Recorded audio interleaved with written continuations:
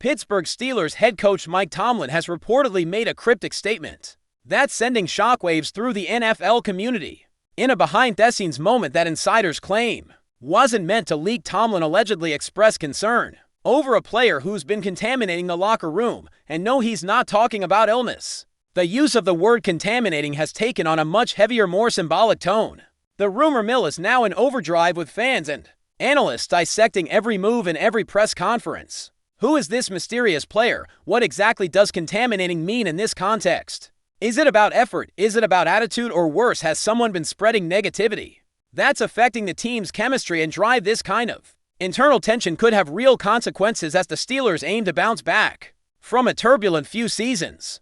While Tomlin is typically one of the most poised and disciplined voices in the NFL, his reported frustration might suggest that this situation has been simmering for a while. If there's one thing the NFL teaches us over and over again, it's that locker room energy is everything, and one bad vibe can derail an entire season. The Steelers may be at that crossroads now. What's even more intriguing is how Tomlin reportedly phrased it to some team insiders. He said, "There's a poison in the building." That's a powerful phrase coming from a coach known for discipline and leadership.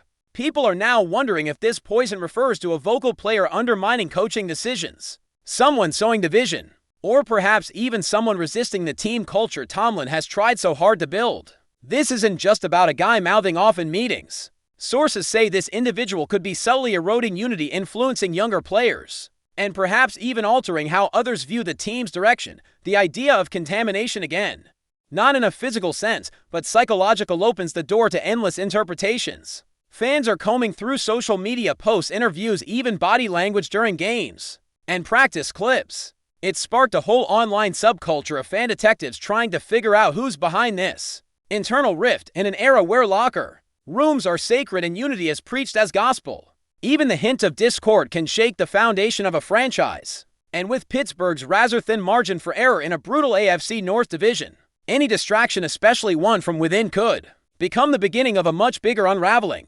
Tomlin's track record as a leader makes this all the more shocking. He's been one of the few constants in an ever-changing NFL, known for keeping control of his locker room and protecting his players from external narratives. That's why the idea that he himself voiced concern, even if off the record, has added weight. Some believe this isn't the first time tensions have brewed behind the scenes, but rather the first time it's become uncontainable. Remember Antonio Brown? That situation started with quiet murmurs and turned into a full-blown media storm. Could we be seeing a similar pattern emerge now? There's a growing feeling among insiders that Tomlin may have hit a breaking point, and while the Steelers aren't the type to go public with in-house drama, the fact that this has gotten out suggests something different is happening this time. Maybe this player isn't just a malcontent, but someone with influence, someone whose presence has created a rift. One veteran source said the mood has visibly changed during recent training sessions.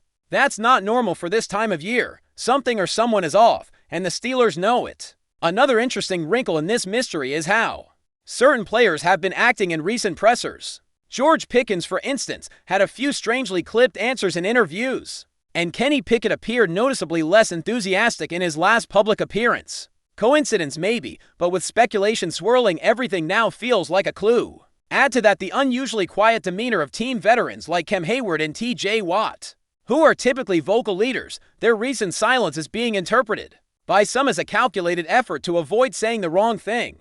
This isn't how a healthy locker room usually behaves. The Steelers have always taken pride in their organizational stability, in the consistency of their locker room, in the next man-up mentality. But when the body language starts to shift and when the usually composed voices go quiet, it's hard not to wonder if something deeper is bubbling beneath the surface. One player anonymously told a local reporter that some people think they're bigger than the team. That's a dangerous mindset to have floating around any squad, let alone one trying to prove they belong among the AFC's elite. Now let's talk about timing, because this couldn't be happening at a worse moment. The Steelers are heading into a season that many believe could define the next era of the franchise. With a young quarterback, a hungry defense, and a renewed offensive vision, expectations are quietly high. This was supposed to be a year of unity, progress, and revival. But what happens when your internal chemistry is compromised before the first snap of preseason? It's like building a championship engine with a corroded part. You might not notice it at first, but it'll collapse when you need it most, and Tomlin knows that. That's likely why he's voicing concerns now. If there's a player whose attitude or actions are creating fractures, the time to deal with it is now, not in Week 8, not during a playoff push. Yet it seems this issue might have reached a point where a private solution is no longer enough. The rumor being that Tomlin has considered benching, trading, or outright releasing this individual if things don't improve. That's drastic. But if this contamination spreads, it could cost everyone their shot at something special. Adding more fuel to the speculation, insiders have started pointing fingers, unofficially of course, at a small group of players who've clashed with coaches in the past. One name that keeps popping up in those private conversations, Diontae Johnson. Now, to be clear, nothing has been confirmed and Johnson has never publicly caused a stir. But he has had moments of visible frustration, particularly with quarterback play and route usage. Could that frustration be bleeding into the locker room? Could a respected player, frustrated with his role or contract, unintentionally become the root of the so-called contamination? Or maybe it's someone else entirely, someone flying under the radar. This is what makes the situation so captivating for fans and troubling for the organization. Until someone steps forward or more concrete info leaks, it's a guessing game. But one thing's for sure, something is off in Pittsburgh. The trust, the camaraderie, the focus, it's being tested.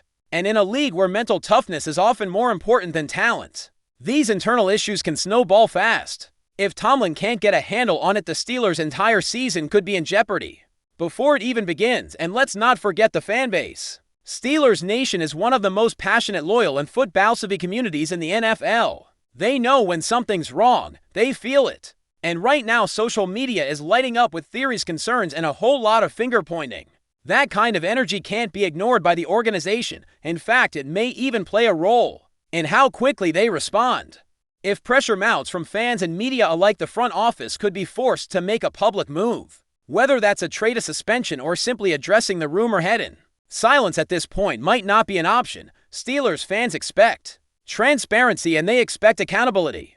The idea that someone is hurting the team from the inside out is almost more painful than a bad draft pick or a tough loss. It hits at the heart of what football culture in Pittsburgh is all about: toughness, unity, and commitment. The fear is that if this rumor is true, then someone inside the building is betraying that legacy. And that betrayal could be harder to forgive than any fumble on the field. But before we dive in, don't forget to subscribe to Steelers Nation Central and hit the like button on this video. Your support helps us keep bringing you the latest updates on the Pittsburgh Steelers. And don't forget to share your thoughts on the news in the comments below as all of this unfolds. One has to wonder how much Tomlin is willing to tolerate before making a decisive move. He's been known for patience, for allowing players room to grow and adjust, but he's also no stranger to drawing hard lines when needed. The phrase non-negotiables often comes up when talking about Tomlin's coaching style. He doesn't mind ego as long as it's channeled into production and leadership. But if ego turns toxic, that's where he draws the line. That's what makes this current situation so fascinating. Is the player in question someone who was once a leader but lost the locker room? Is it a promising young star who's letting hype cloud his discipline? Or is it someone who feels overlooked and has started campaigning for change in all the wrong ways? These are the questions the Steelers must be asking internally, because Tomlin's legacy isn't just about wins and losses, it's about culture. And when that culture is threatened, he's shown that he'll protect it at all costs. Whether that means reshuffling lineups or cutting ties with talent, Tomlin won't hesitate. If it means saving the soul of his team. Let's now take a closer look at how this kind of internal disruption could affect not only the Steelers' performance but also their perception across the league. NFL teams are constantly evaluating one another, not just for matchups, but for future trades, free agent decisions, and cultural comparisons.